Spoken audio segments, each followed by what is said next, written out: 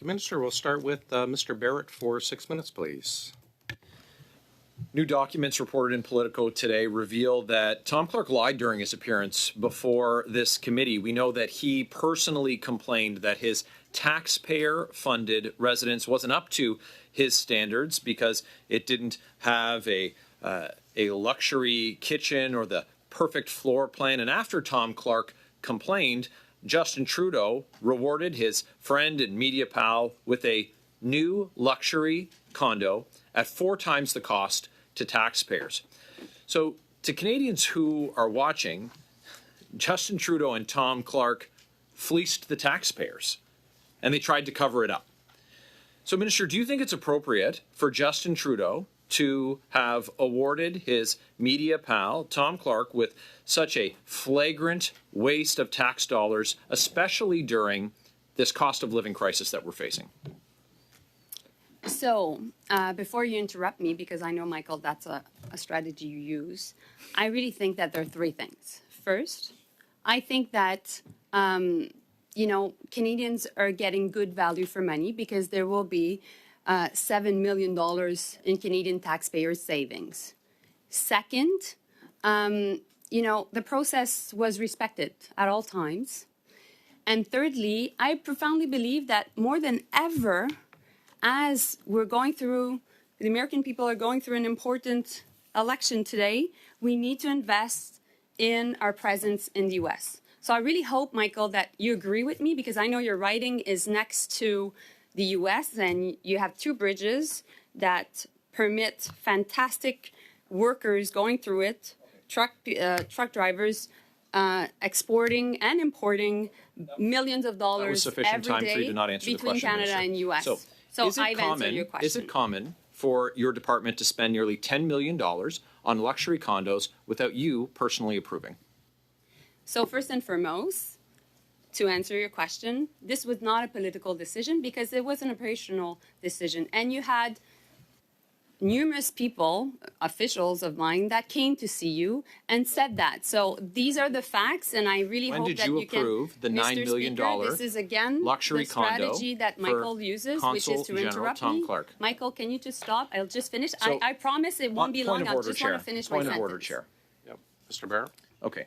So, in spite of the minister's hostile response to my first question, she was afforded equal time to the amount of time that I posed the question, even though she didn't answer it.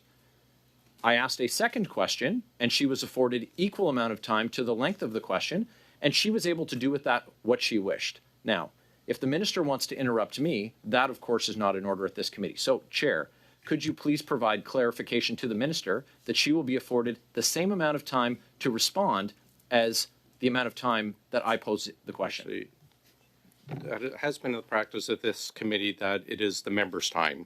So if you wish to take 5 minutes for a question and provide 30 seconds for a response, that is your decision, Mr. Barrett, but it is the committee member's time.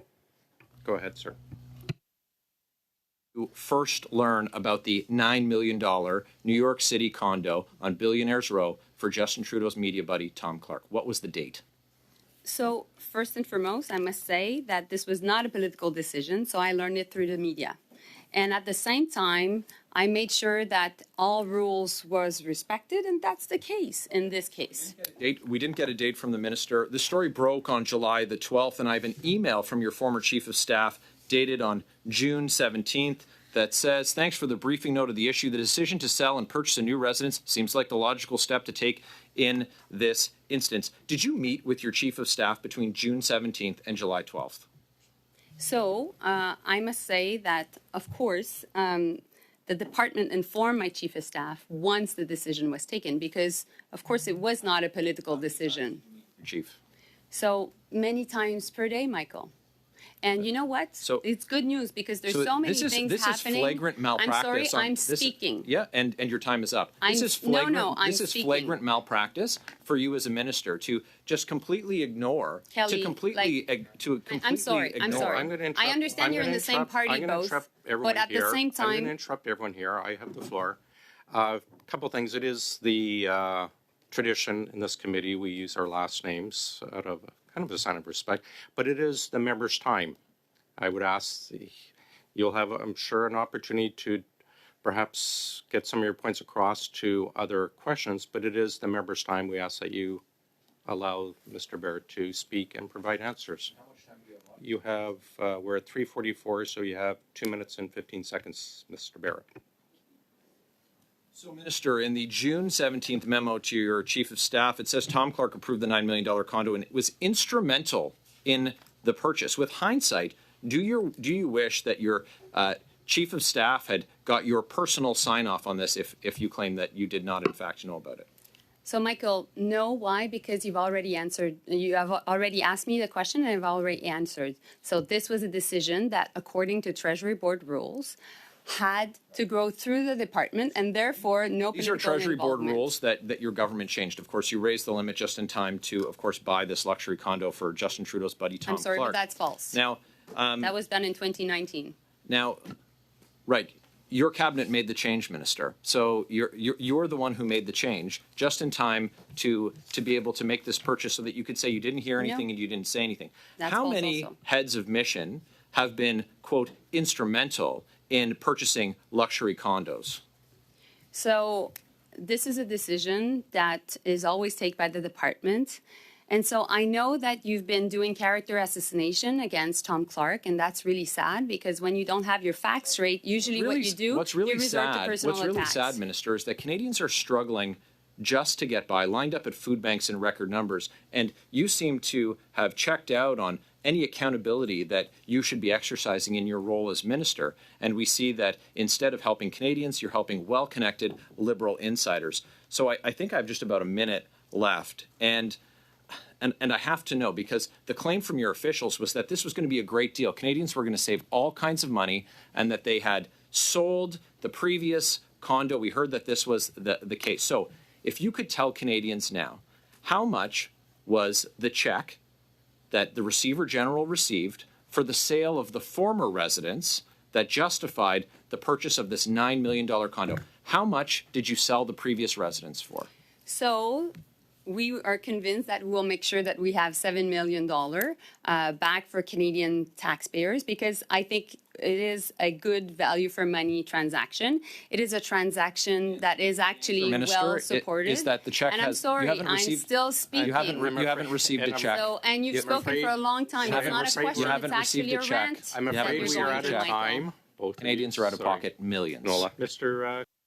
Merci, Monsieur le Président. Thank you, Chair, Mrs. Joly, Madam Condell, Mr. Dubois. Thanks for being here with us today.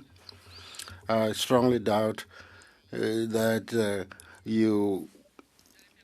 things are slow at work in global affairs. There is a list of 2,300 properties. That's what we were told last August 21st, and I wondered if there are some properties that have not been included in this inventory, and if so, how many and why? I will ask my officials to intervene here. I would refer this question to our Deputy Minister for this issue. All of the assets that we have must be declared and registered in the Merci. directory. Merci. Espace. Merci. Combien? Thank you. How much did the space shared between the consulate and the United Nations, the property bought on Lexington Avenue in 2018? I'll ask Alan. Mr. Chair, I will have to come back to you with this answer because I don't have the figures before me right now, but this information does exist and it's easy to find. Well, this question was asked on August 21st, and I believe we had exactly the same answer.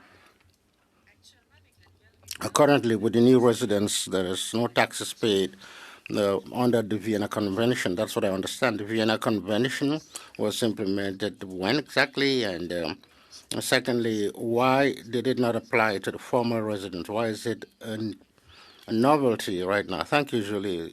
This question is quite technical, so once again, I'll go to my officials. The question, as far as the tax exemption, it's because the fees paid in a condo are not really included. They're not covered by the Vienna Convention, so they it could not be tax exempt. So when you're in this condo concept, we can make some tax exemptions. So it's more advantageous for the government to have this sort of cooperative, no, rather a condo rather than a cooperative arrangement.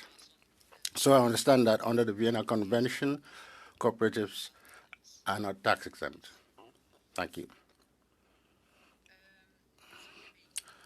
A question that was asked last August 21st, when you, well, maybe it's better that I ask the minister directly, why did you not inform the population of the transaction once it was effected? And is it normal not to inform the population of new transactions carried out by global affairs?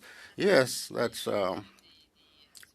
these are part of the daily operations of the department.